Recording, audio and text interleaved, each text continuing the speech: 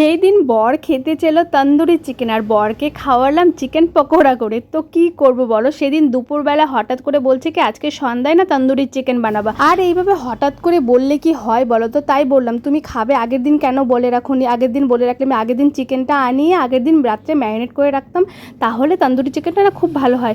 অনেকে দেখবে বানাবে 3-4 ঘন্টা ম্যারিনেট করে, কিন্তু না ওটার টেস্ট সেরকম আসে না। কিন্তু হোল নাইট ম্যারিনেট করে রাখলে ওই তন্দুরি চিকেনটা সেই টেস্টি হয়, আবার একদম সফট হয়, জুসি। এর আগেও আমি অনেকবার তন্দুরি চিকেন বানিয়েছি, তো আমি ওই রেসিপিতেই বানিয়েছি, যার জন্য আমি বললাম কি আমি এভাবে বানাবোই না, বেকার নষ্ট করে লাভ নেই। তার থেকে ভালো তুমি চিকেন এনে দাও আমাকে, আমি তোমাকে চিকেন পকোড়া আজকে করে খাওয়াচ্ছি, এরপরে আরেকদিন তোমাকে তন্দুরি চিকেন করে খাওয়া। সেই মতো কিন্তু দুপুরবেলা চিকেন নিয়ে এসে ওটার মধ্যে আদা রসুন বাটা, দই, লবণ, হলুদ, লঙ্কার গুঁড়ো দিয়ে ভালো করে মেখে ম্যারিনেট করে রেখে দিয়েছিলাম 3-4 ঘন্টার মতো। মানে ওই দুপুরবেলা রেখেছিলাম আর এই সন্ধ্যাবেলা কিন্তু বের করলাম। আর এখন ওটার মধ্যে দিয়ে দিলাম বেসন, চালের গুঁড়ো, কর্নফ্লাওয়ার আর অল্প একটু চিনি। তারপরে খুব সুন্দর করে একদম মেখে নিতে হবে। আর চিকেন পকোড়াই বলো আর যে কোনো বড়া ভাজার কথাই বলো না কেন, আমাদের বাড়িতে কিন্তু এগুলো খেতে খুবই ভালোবাসে সবাই। আগে তো আমাদের প্রায় সন্ধ্যায় হতো বেগুন দিয়ে বেগুনি বা ফুলকপি দিয়ে বড়া, না হলে ধনেপাতা দিয়ে চপ, মানে যে কোনো কিছু একটা বড়া লাগবে।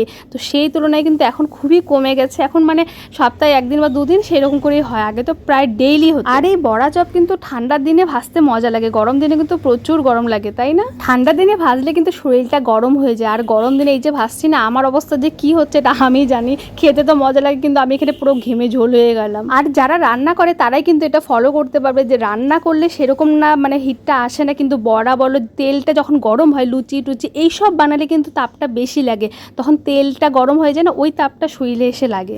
আচ্ছা ছাড়ো এগুলো কথা। দেখো আমার এখানে কিন্তু 3 ব্যাচ পকোড়া ভাজা একদম কমপ্লিট হয়ে গেছে। এই দেখো এখন আমার বরকে গিয়ে আগে দিয়ে আসবো, কারণ ও যাবে দোকানে, ওকে আগে আমি খাইয়ে পাঠিয়ে দেবো, তারপরে মা আসলে মার জন্য বানাবো। আর মা না আসলে সেটা বানাতেও পারবো না, কারণ কিন্তু মা চিকেন খায় না, তোমরা সবাই জানো। তো চিকেন খায় না, তো চিকেন পকোড়া কি খাবে? তো চিকেনের কোনো কিছুই খায় না।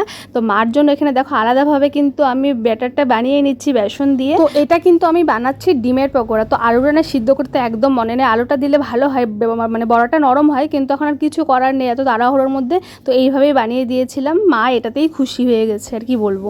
আর কড়াইটা তো তোমরা একই দেখতে পাচ্ছ, কিন্তু কড়াইটা কিন্তু আমার মাংস ভাজাটা হয়ে গেলে আমি কিন্তু ওই কড়াইটা ধুয়ে আবার নতুনভাবে তেল গরম করে এই যে বড়াটা ভাজছি, কারণ মা যেহেতু চিকেনটা খায় না, তাই আমি সেটার কোনো কিছু কিন্তু ওটার মধ্যে আমি অ্যাড করি না। আর আমার বর চিকেন পকোড়া খেয়ে যাওয়ার সময় সঙ্গে সঙ্গে কিন্তু আমি দেখো ডিমের বড়াটা বসিয়ে দিয়েছি, আর আমার এটা বড়া হতে হতে দেখি পিছন দিক দিয়ে মাও কিন্তু দোকান থেকে চলে আসছে।